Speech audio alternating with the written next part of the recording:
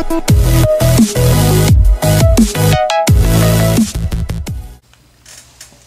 guys, this is Non Lammers of Invoked 101, and today I am doing an updated Ancient Gear deck. Ancient Gears were a deck that I did, and then I actually didn't touch for a really long time until someone was like, you should update your Ancient Gear deck, and I was like, I'll take a look, and there was some stuff that I didn't want to play, and so, because limit removal recently came off the list, I felt that helped this deck's beatdown strategy pretty well. So we're basically going to go through the Ancient Gear deck one more time, and then unless something major happens, then I'm probably not going to update this deck for a while, and this will be my definitive version of Ancient Gears for quite some time. I still want to preface that I am content with my October 2018 build of this deck, but this is just an updated version. Also, real quick, finally got the Patreon working, so if you guys want to go down there and check that out, it'll give you access to our Discord server. So if you want to join our Discord, the Patreon is in the description below. All you got to do is donate $1 a month, and it will help us out tremendously. Anyways, starting with the monsters, I play 2 Ancient Gear Reactor Dragon. This guy's pretty easy to summon. Basically off of most card effects, he has the Ancient Gear effect of turning off back row, and then he gets to pop a piece of back row at the end of the damage step, meaning you can't hit him with a Solemn or any piece of negation really in the damage step, which is pretty dope. And then for the big ones, I just play 1 Ultimate Pound and 2 regular Golems. These guys don't really get out on the field much. Usually you summon one of them and dump the other 2 with Ancient Gear Fusion, but and it is also a trade-in target, because I still play the 3 trade-ins in this deck. I think that's still fine. I used to play a higher number of 8s, but they ended up bricking me too much, so just cut them to the 3. So those are the only high-level monsters I run in the deck, just the 5. I think I used to play like 7. And then for the low-level guys, we're playing 3 Ancient Gear Hunting Hound. This is Ancient Gear Dog. When he's normal summoned, you burn your opponent for 600, and then he gets to fusion summon using himself and then Ancient Gears on field or in hand. So that's pretty dope. This guy's basically the reason we don't use polymerization in this deck. You don't really need any, and realistically, I play another card in here. I play an Ancient Gear Fusion. You don't really need that for this deck either, but I'll get to that when I get there. But yeah, 3 of this guy. 3 of the Stratos. This card is nuts. This searches any Ancient Gear card with the cost of you not being able to set cards.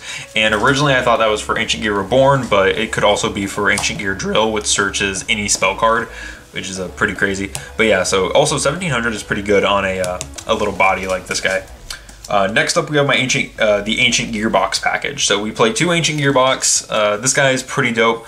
When he's added to your hand from the graveyard or deck by a card effect, except by drawing, you get to add a Earth Machine with 500 attack or 500 defense. And that means that you have a couple different targets, and that could be Ancient Gear Frame, who is just a name in my deck. He can search a card that specifically lists Ancient Gear Golem, so in my deck I think that's only Ancient Gear Fusion by discarding something, unlike Wyvern, who does it for free.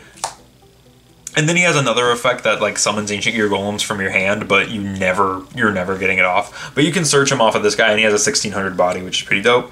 And then the other one that I play is Ancient Gear Gadget. This is the one I search more, because you'll go box gadget, and then you'll go Wyvern, add box, add gadget, and it just pluses you for days. It's insane.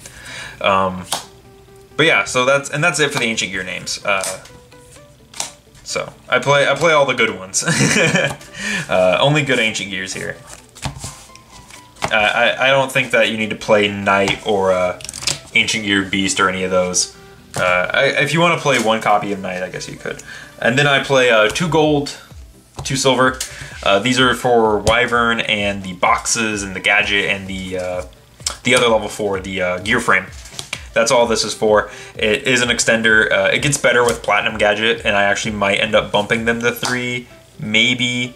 It also used to have a play where you could normal summon Ancient Gear Gadget and machine dupe it by calling out Gold Gadget, and then Gold Gadgets would special from the deck, and you could special a Wyvern from your hand for Link plays. And maybe I'll do a build like that for Ancient Gears, but I'm not really looking to do that right now.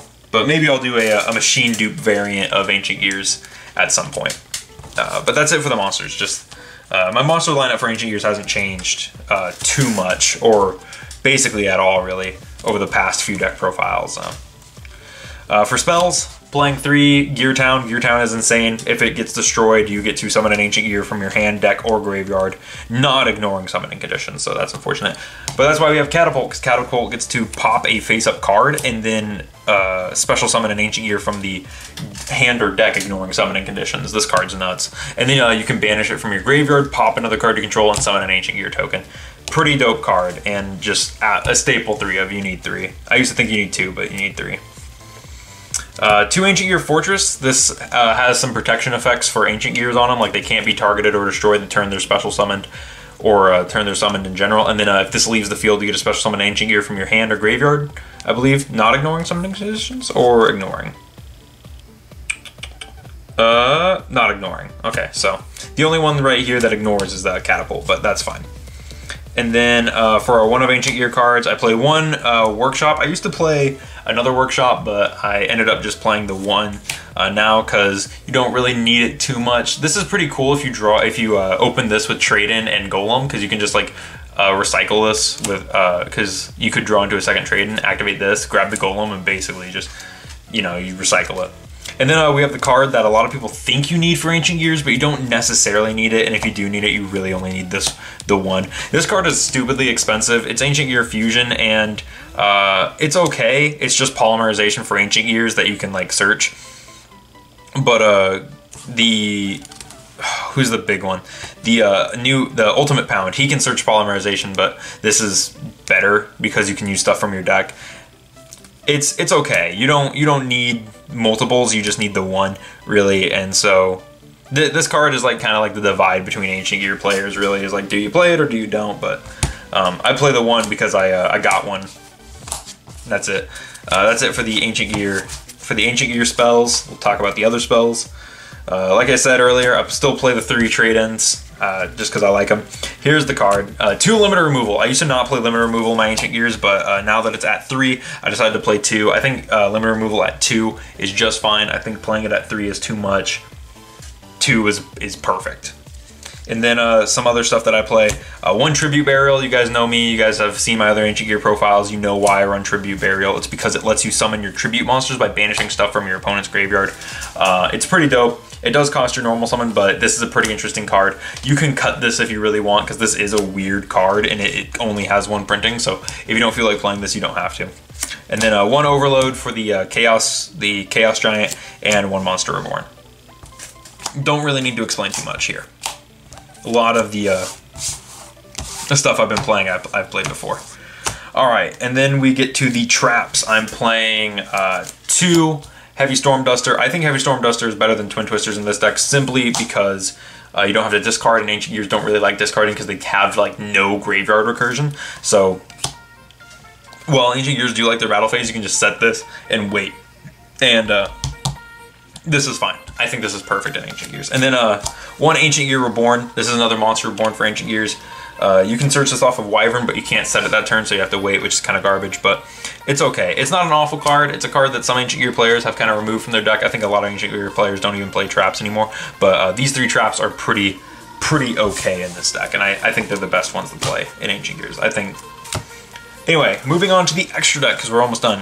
We're basically doing the 1 of fusions, and then the 3s, and then Xyz. So for the 1 of fusions, 1 Megaton Golem. You actually do want to play at least 1 Megaton Golem in your deck, just because of the way that he works, being able to summon out Ultimate Ancient Gear Golem, and then because basically if he dies, he replaces himself with a bigger monster, and then if that big monster dies, it replaces him with a guy just a little smaller than this one, because Ultimate will summon the original Ancient Gear Golem. So, but this guy's pretty cool. He can attack a lot if you use multiple golems to fusion into him, and he also just needs any 3 Ancient Gear monsters, so you can summon him just like as is, which is nice. And then of course, because we play the Megaton, I also play 1 Ultimate Ancient Gear Golem. I'm playing my really old copy.